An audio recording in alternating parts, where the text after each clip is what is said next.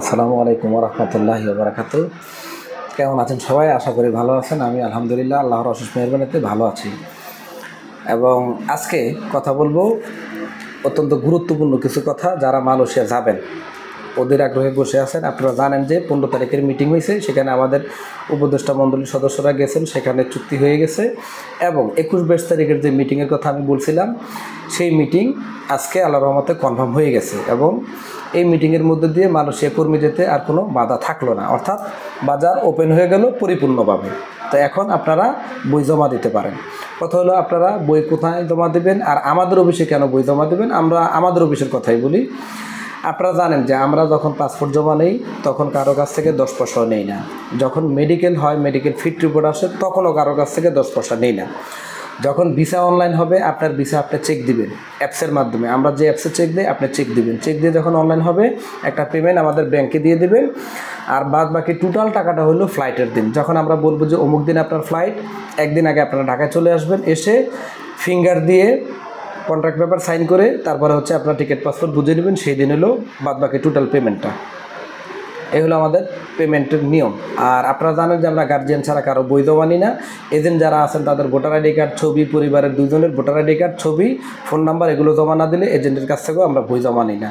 আর আমাদের অফিসে সকল সেক্টরের জন্য বই জমা নিব। Plantation, agriculture, construction, factory, service sector, 5টা সেক্টরের জন্য বই জমা নিব। কিন্তু আমাদের অফিসে যে বই জমা দিবেন, বই জমা দেওয়ার পরে আবার বলবেন যে বস আমি এখন আর যাবো না, এই ধরনের সিস্টেম নাই। সুতরাং আমাদের অফিসে বই জমা দেওয়ার আগে জেনে শুনে বুঝে বই জমা দিবেন।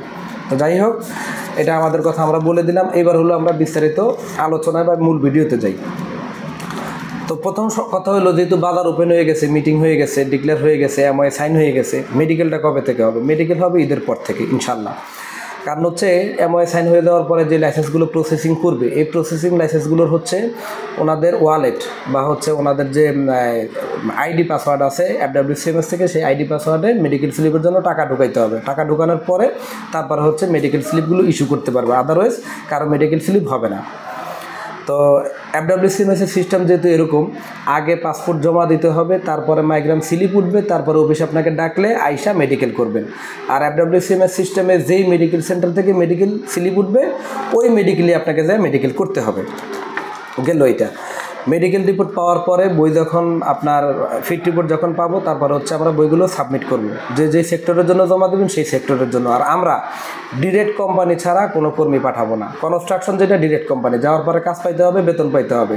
ফ্যাক্টরি যেটা ডিরেক্ট কোম্পানি, যাওয়ার পরে কাজ পাইতে হবে, বেতন পাইতে হবে। এগ্রিকালচার যেটা ডিরেক্ট কোম্পানি, যাওয়ার পরে কাজ পাইতে হবে, বেতন পাইতে হবে। তারপরে service sector, hotel, restaurant, super shop, এগুলো হচ্ছে যাওয়ার পরে কাজ পাইতে হবে, বেতন পাইতে হবে। এই ধরনের কোম্পানির কাজগুলো আমরা ইনশাল্লাহ করি এবং এবারও করব। এবং অনেক কাজ আমাদের অলরেডি আমরা মালয়েশিয়াতে টোকেন মানি দিয়ে রাখছি। যেহেতু ডিক্লেয়ার হয়ে গেছে, এখন আমরা লিভি দিব, অ্যাটেস্টেশন হবে, আর আমরা পর্যায়ক্রমে বই ঢুকাইতে থাকবো। তো যাই হোক, মালয়েশিয়ার সকল সেক্টরে সবার জন্য বেতন 1700 রিঙ্গিত, সবার জন্য। হেল্পারের যে বেতন, মিস্ত্রির সেই বেতন। আর মালয়েশিয়ার জন্য হচ্ছে আপনার কোনো ইয়ে লাগে না, কি বলে, এই পুলিশ ক্লিয়ারেন্স লাগে না। মালয়েশিয়া যদি আপনার বয়স 18 থেকে 43 হয়, তাহলে আপনি যেতে পারবেন। তবে হোটেল, রেস্টুরেন্ট, সুপার শপের জন্য HSC পাস, সুন্দর, সুদর্শন, উঁচা লম্বা যারা, তারা আবেদন করবেন 32 বছরের মধ্যে বয়স। আর ফ্যাক্টরির জন্য 35, 36 এর উপরে না। কনস্ট্রাকশন 38, 39, আর 40, 41, 42, 43 এগুলো হলো প্লান্টেশন, এগ্রিকালচারের জন্য। প্লান্টেশনের অলরেডি আমাদের একটা কোম্পানির কাজ আমাদের অফিস ভিজিট হয়ে গেছে, সেটা আমাদের অফিসে ইন্টারভিউ হবে। ইন্টারভিউর মাধ্যমে প্লান্টেশন কোম্পানি, অনেক ভালো নাম করা কোম্পানি, সেটা আমরা জানাই দিব।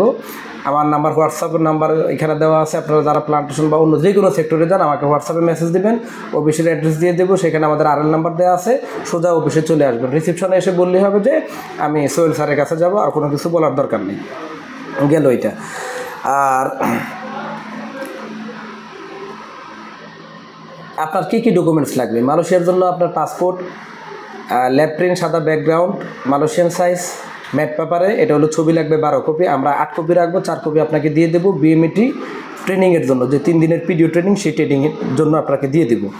আর আপনার লাগবে হলে কি বলে, মাইগ্রাম না, এটা হলো আপনার BMET রেজিস্ট্রেশন। BMET রেজিস্ট্রেশনটা থাকতে হবে। এটা হচ্ছে আপনি যদি করতে পারেন ভালো, না করতে পারলে আমরা অফিসে আসলে এটাও করে দিব। আর আরেকটা জিনিস হচ্ছে সুখবর, যেটা গত কলিং এই সুযোগটা ছিল না, মালয়েশিয়া সরকার ঘোষণা দিছে এখন থেকে আপনি যদি কনস্ট্রাকশনের কাজে যান, যাওয়ার পরে আপনার যদি কনস্ট্রাকশনের কাজ ভালো না লাগে, কোম্পানি যদি কাজ দিতে না পারে, তাহলে আপনাকে আপনার মালিক যদি সুরাত দিয়ে দেন, তাহলে আপনি যে কোনো সেক্টরে কাজ করতে পারবেন, যেটা আগে ছিল না। এই সিস্টেমটা মালয়েশিয়া সরকার নতুন করে সুযোগ দিছে এবং এই সুযোগটা দিছে, এটা সবার জন্য একটা ভালো সুযোগ। আরেকটা কথা হচ্ছে, এই মালয়েশিয়া বাজার শুরু হওয়ার পরে আপনারা জানেন যে অনেকেই হচ্ছে আপনার অনেক অল্প টাকা একেবারে নামমাত্র খরচে হচ্ছে মালয়েশিয়া পাঠানোর নামে হচ্ছে আপনারে টাকা পয়সা নিবে, পাসপোর্ট নিবে, বই নিবে, নিয়ে অ্যাডভান্স নিয়ে আমাকে ঘুরাবে বছরের পর বছর। ভিসা হবে না, ফ্লাইটও হবে না, কিন্তু আপনি টাকা দিয়ে ভোগান্তিতে পড়বেন। আর সবচেয়ে বড় কথা হইল, আপনারা জানেন যে মালয়েশিয়া যখনই খুলে তখনই হচ্ছে মেডিকেল লোক যদি নেয় 3 লাখ, মেডিকেল করে 10 লাখ লোক, ভিসা পায় 3 লাখ, বাদ বাকি লোক সব ক্ষতিগ্রস্ত। এগুলো মাথায় রাখবেন। আর সবচেয়ে বড় কথা যেটা, সেটা হলো কোন লাইসেন্সে বই জমা দিবেন। আপনি যাদের লাইসেন্স আছে, RL আছে, এরকম যে কোনো জায়গায় বই জমা দিতে পারেন। যে সমস্ত লাইসেন্সগুলো সিন্ডিকেটে বা আপনার প্রসেসিংয়ে ঢুকবে, তারা ছাড়াও হচ্ছে আপনি যে কোনো লাইসেন্সে বই জমা দিতে পারবেন। কারণ হলো, যারা প্রসেসিংয়ে ঢুকবে নির্দিষ্ট কিছু লাইসেন্স, এরা হলো প্রসেসিং করবে, এরা কাজও কিনবে, কিন্তু আদার্স লাইসেন্স মালিকরাও কাজ কিনবে। যেমন আমরা ইনশাল্লাহ কাজ কিনি এবং আমরা কিনবো। সুতরাং আমাদের টেনশন নাই, আমাদের কর্মী যাবে। গেল এইটা। এরপরে পুরাতন কর্মী যারা আছেন, 18,000 কর্মী, 18,000 কর্মীর হচ্ছে অগ্রাধিকার। তা 18,000 কর্মী অগ্রাধিকার বলতে যেটা বুঝি সবার আগে। আমাদের একজন কর্মী পুরাতন নাই, আটকায়া নাই, সুতরাং আমাদের এটা নিয়ে মাথা ব্যথাও নাই, টেনশনও নাই।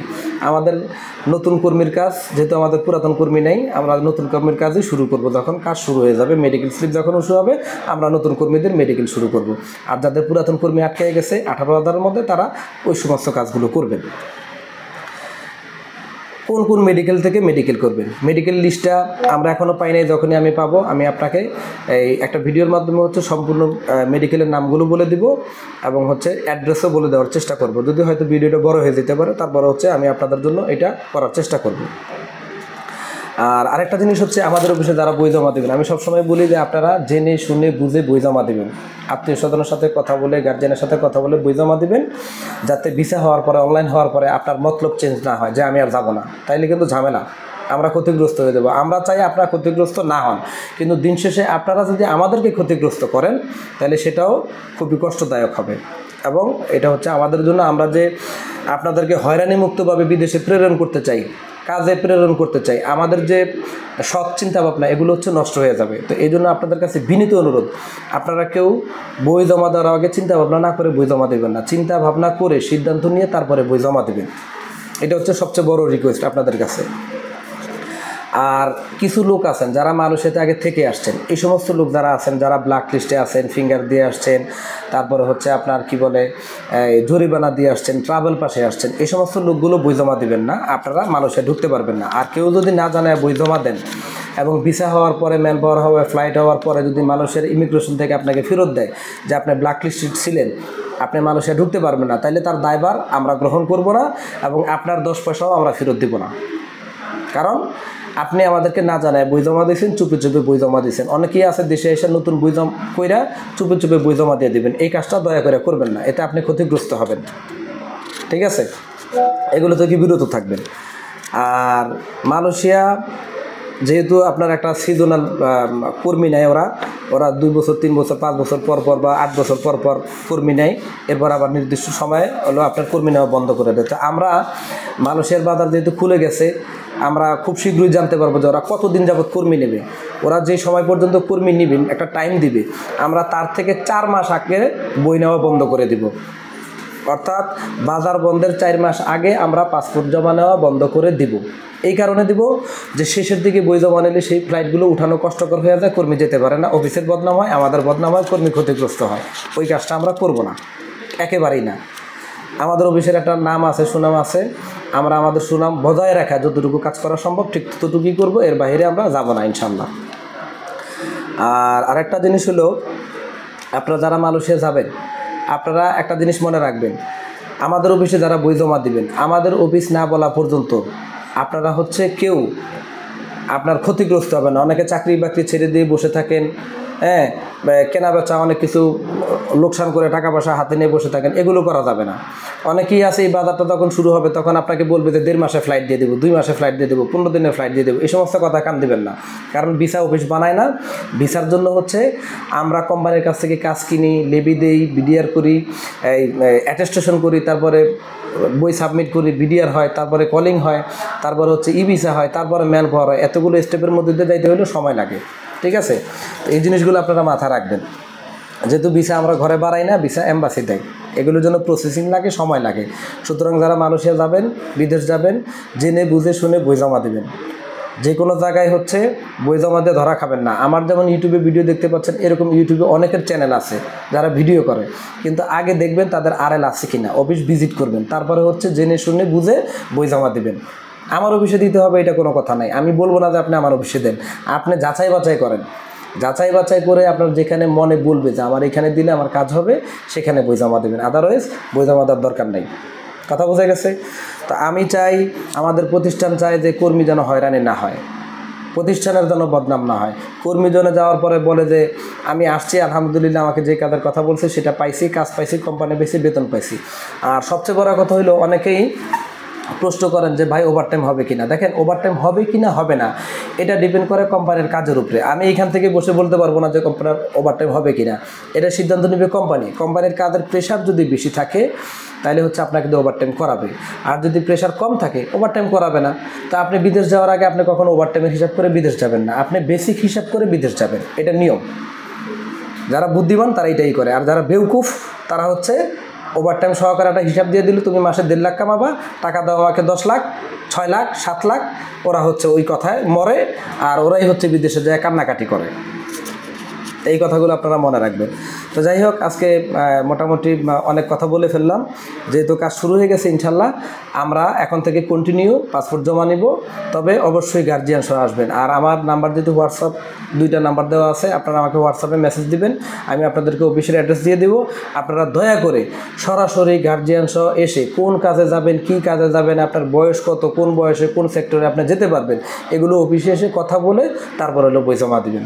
আপনারা ফোনে জানতে চাইবেন না ভাই এই কাজ আছে নাকি, ওইটা আছে নাকি, এটা আছে নাকি, না, আমরা ইনশাল্লাহ সব সেক্টরেই কাজ করব।